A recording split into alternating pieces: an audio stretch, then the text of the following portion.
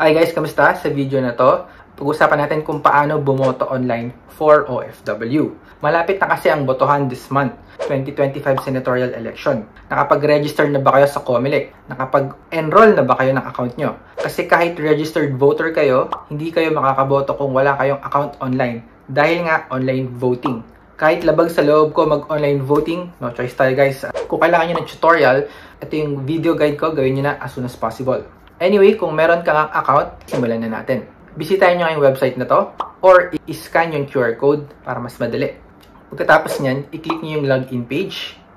Pag login nyo gamit ang email at password, gagamitin nyo naman yung OTP na isi-send sa email nyo or sa cellphone kung paano kayo nag-register sa COMELEC. Tapos copyin nyo lang yung OTP para makapag-login at makapasok na sa account nyo. Tapos, i-click nyo yung click to vote. So, pwede nyo nang skip yung part na to. Ibig sabihin lang ng instruction na to ay bumoto ng tama, i-confirm, tapos i-send sa COMELEC yung resulta ng binoto nyo. Before you vote, make sure na alam nyo na kung sinong iboboto nyo. Meron ba kayong party list na gusto na? May mga pangalan na kayong isinulat? Kasi nga guys, ang online voting test na to is 5 to 6 minutes lang. So, sa actual voting, I think magkakaroon din ng time limit yan para mas secured daw yung pagboboto. Kasi kung mabagal ka bumoto, magkakaroon ng ganitong warning. Ilang minutes na lang, magla-log out ulit yung account mo. So, nakaka-stress guys kasi uulitin mo ulit lahat. Okay? So, i-prepare nyo na yung mga iboboto nyo. So, scroll down nyo lang sa senators at piliin mabuti kung sino ang iboboto nyo. Huwag kayong boboto ng kulang. Saktong 12 ang piliin nyo. Kasi nga first time online voting to. I hope na malinis at walang mangyaring magic, di ba? And then, after nyo piliin yung 12 senators, scroll down nyo lang,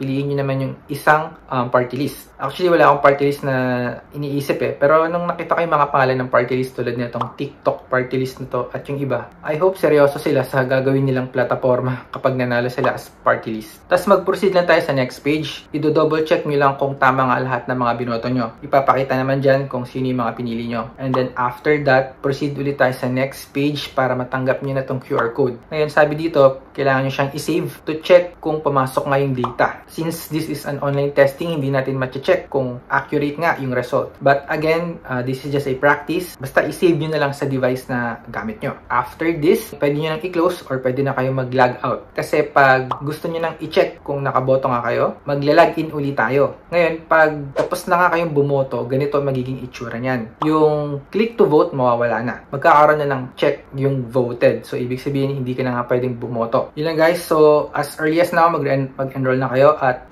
prepare sa online voting. Sana malinaw yung tutorial. Vote wisely. Ipagdasal natin na maging maayos at malinis ang botohan na to kasi nga first time online voting. Yun lang guys. Kung di ka pa nakasubscribe, please subscribe. Maraming salamat. I will see you in my next video. Yung pag-vote din ng actual on the day of senatorial voting pareho lang din yung proseso.